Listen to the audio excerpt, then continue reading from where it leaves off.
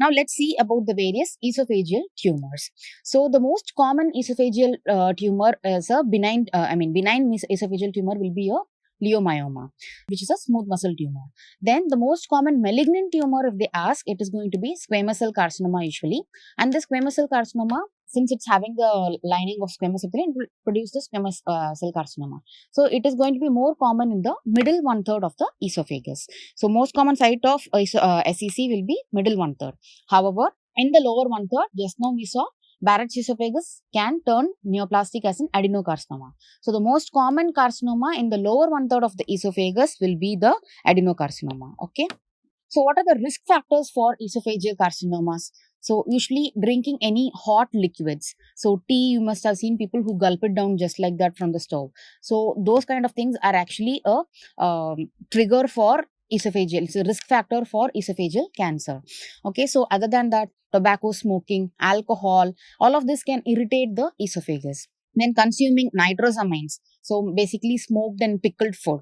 So barbecue kind of thing. So those they contain nitrosamines and they are also an increased risk factor for the entire GI tract as such, esophagus, stomach and colon. Then consumption of decreased vitamin A. So deficiency of vitamin A, that is fruits intake. So that will also can trigger. Then tylosis. Tylosis is actually a skin condition in which there is going to be hyperkeratosis. So hyperkeratosis will be seen both in the palms and soles.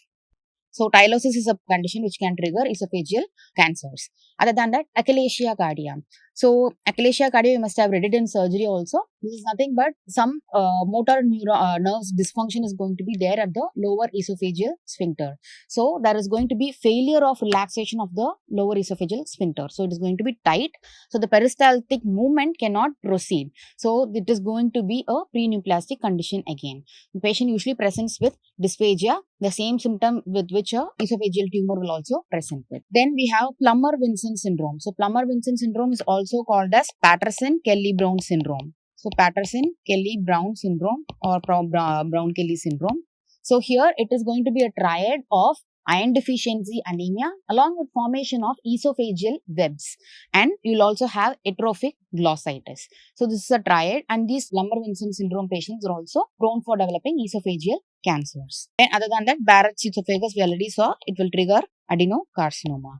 So clinically, the patients will present for dysphagia. Since it is going to form a mass, constricting mass, food cannot pass through.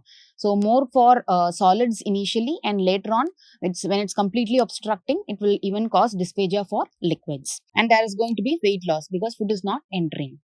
On barium studies, if you see, it will give a rat tail appearance. So the proximal part is going to be dilated because there is going to be a tumor over here, and the rest of the part is going to appear very thin like a rat tail.